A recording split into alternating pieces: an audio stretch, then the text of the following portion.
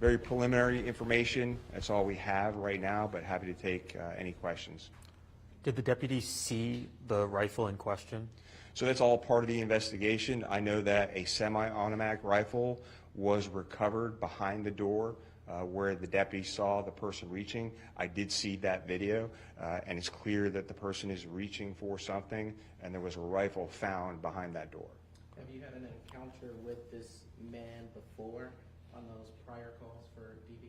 So the man has not yet been identified. I can tell you we went to that residence a couple of weeks ago related to a domestic violence call, and I don't have all the details on that, other than to say that we found trafficking amounts of fentanyl and cocaine and 2 loaded firearms, one of which was stolen.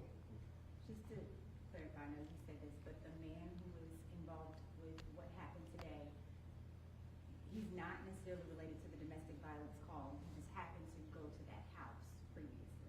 Yeah, so the man has not been identified yet. So until we identify him and notify next of kin, we'll be able to find out if he was the person originally at that domestic violence call when this whole investigation started.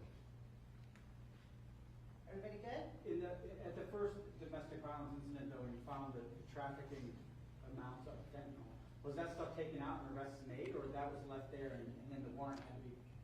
No, so when we responded, obviously anything that we found in plain view, because we were there for domestic violence, was collected. The guns were all collected. So that started an ongoing narcotics investigation, which led us to develop probable cause that more drugs, more guns, cell phones related to those cases would be in the house, and that's why the judge signed the search warrant for that residence. Can you identify who was involved in that domestic violence call, who may have been arrested that day? I don't have that information right now. Sheriff, we're taking this live and just got to it. I was wondering if you could just kind of give us a recap for our viewers who just joined in.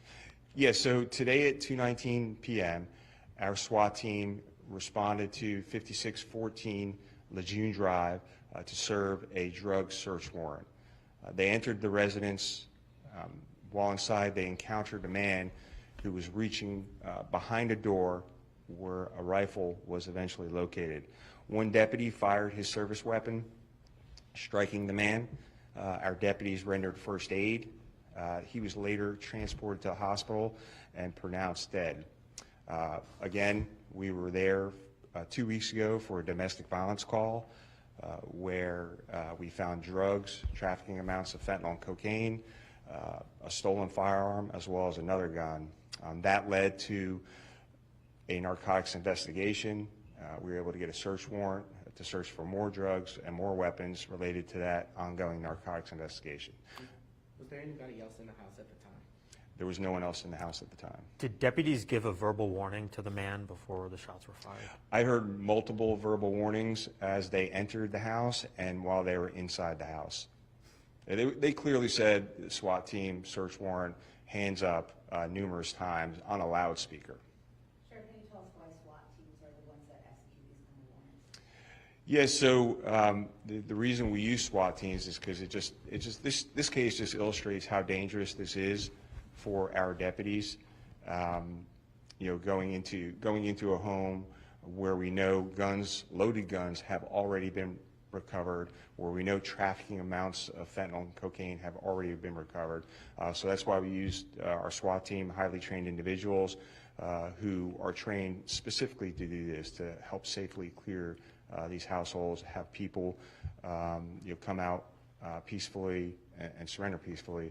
And in the vast majority of the search warrants and the SWAT search warrants that I have been involved with, that I have seen, that people usually surrender peacefully. That didn't happen in this case. Did this person have a violent background? Like I said, the person has not been identified yet. Sheriff, when you talk about the danger of this, and often that danger comes from the speed at which this unfolds, how fast between when the SWAT team got to the door and when they opened fire? Can you repeat your question? Yeah, you talk about the danger of this, and that often entails the speed of these events. How much time passed between when they got to the door and first announced themselves to when they wound up opening fire? So I don't have the exact time, but I will tell you that I watched the entire video, and as deputies were approaching the house and knocking on the door, gave clear commands that it was the sheriff's office, that we had a search warrant to open the door. They did forcibly open the door, and we use a loudspeaker from outside the residence that continually says, search warrant, hands up. You guys will all see and hear that. And like I said, most people, surrender peacefully in these cases.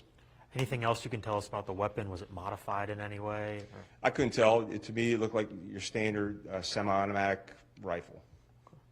Everybody good? Thank you, Sheriff. Thank you. Thank you.